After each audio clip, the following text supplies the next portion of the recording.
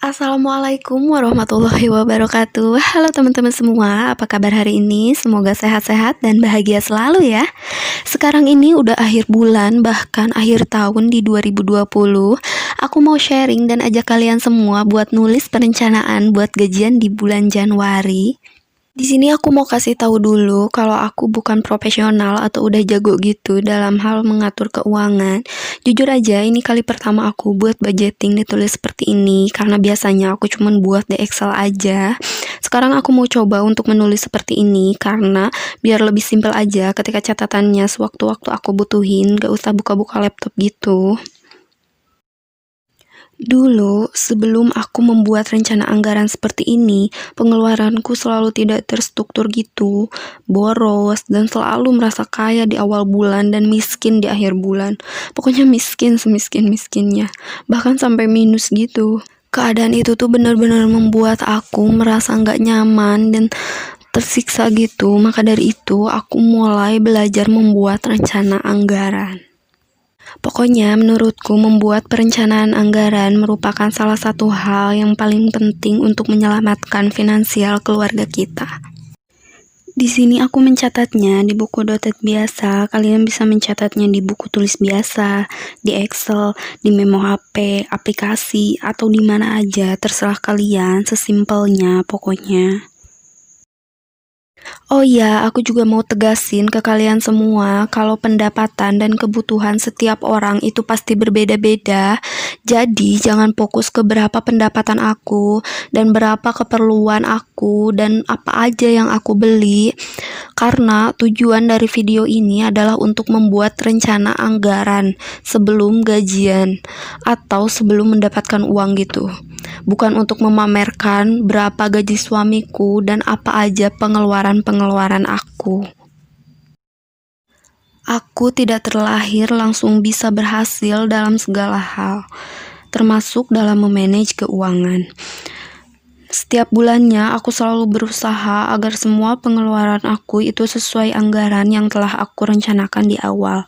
Aku pun pernah gagal dan ambil uang tabunganku pada akhir bulan. Namun di bulan berikutnya aku selalu mereview apa aja kegagalan-kegagalan aku di bulan lalu dan memperbaikinya di bulan berikutnya. Terus seperti itu sampai pada akhirnya kita mau komitmen pada diri sendiri dan konsisten.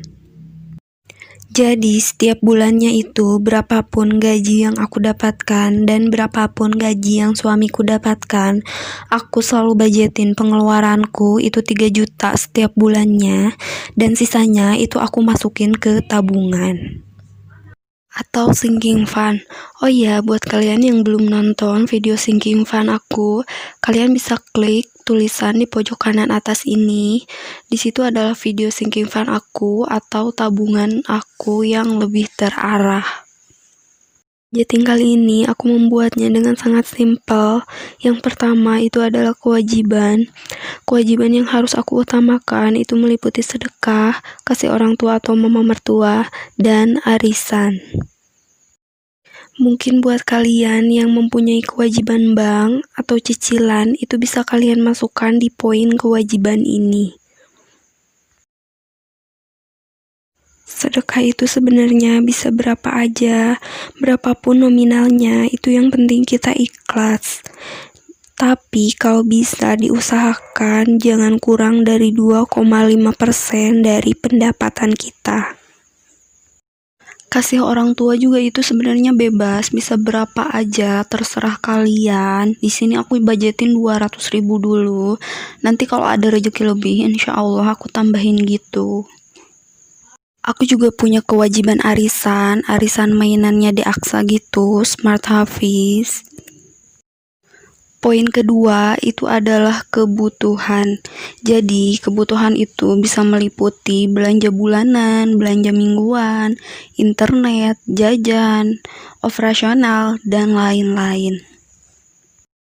Di sini aku rinciin dulu apa aja kebutuhan-kebutuhan aku dan lagi-lagi aku harus bilang sama kalian jangan samakan kebutuhan aku dengan kalian karena itu pasti berbeda-beda.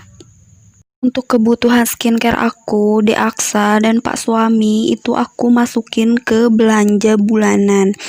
Jadi nggak aku rinciin satu persatu gitu. Dan untuk keperluan gas dan lainnya itu biasanya aku nyomot juga dari budget belanja mingguan gitu. Aku juga harus budgeting operasional gitu untuk suamiku karena dia kerjanya juga di lapangan, jadi butuh transport, rokok, dan lainnya. Termasuk untuk operasional embu itu operasional aku itu biasanya ngeluarinnya cuman untuk bensin aja.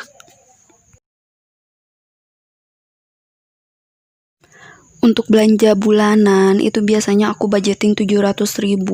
Biasanya cukup untuk susu dan pampasnya di Aksa. Dan untuk belanja mingguan itu untuk beli sayur, buah, dan lauk pauk lainnya aku budgetin 600.000 sebulannya. Internet 200.000 per bulannya. Untuk jajan di sini itu biasanya hari Minggu kita suka pengen jalan-jalan ke Car Free Day gitu dan biasanya pengen jajan juga, jadi aku budgetin juga 100.000. Operasional Abi dan operasional Embu itu biasanya cukup segitu.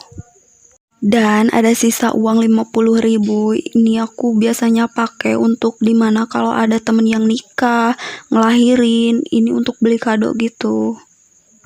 Ataupun dalam 1 bulan itu nggak ada kebutuhan harus beli kado dan lainnya, itu biasanya aku masukin uangnya ke tabungan.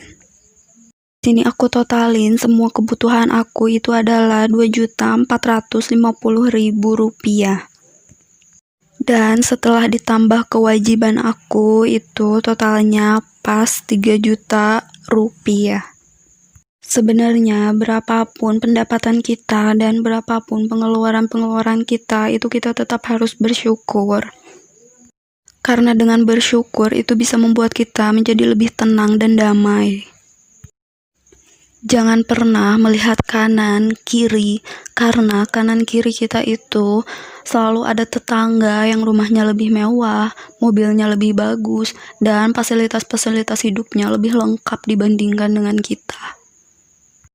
Itu sama sekali bukan solusi, hanya akan membuat hidup kita lebih terpuruk dan gelisah setiap harinya. Pasti selalu merasa kurang setiap bulannya. Buat aku, rezeki itu tidak hanya berupa uang atau materi saja. Namun ketika kita diberikan kesehatan, kebahagiaan, dan kelancaran dalam segala hal, itu juga rezeki dan patut kita syukuri. Poin-poin yang aku garis panahin ini adalah peluang-peluang di mana kalau uangnya ada sisa itu harus aku tabungkan uangnya. Ini dia anggaranku setiap bulannya, mau tidak mau, suka tidak suka, pengeluaranku harus sesuai dengan anggaran ini. Setelah pencatatan selesai, biasanya aku langsung masukin semua anggaranku itu ke wallet organizer ini. Kalian bisa menyimpannya di amplop, bank, atau lainnya, bebas sebenarnya di mana aja, yang penting sesuai dengan posnya masing-masing dan aman. Dan ini dia part yang paling menyenangkan buat aku, yaitu masukin uang ke posnya masing-masing. Kalau udah sesuai posnya gini, itu kita enak banget. Contohnya seperti bayar arisan ini, meskipun tanggal jatuh temponya itu tanggal 10, di tanggal 1 kita udah siapin uangnya, kita gak akan pusing lagi atau kehabisan uangnya karena dipakai poya-poya di awal bulan.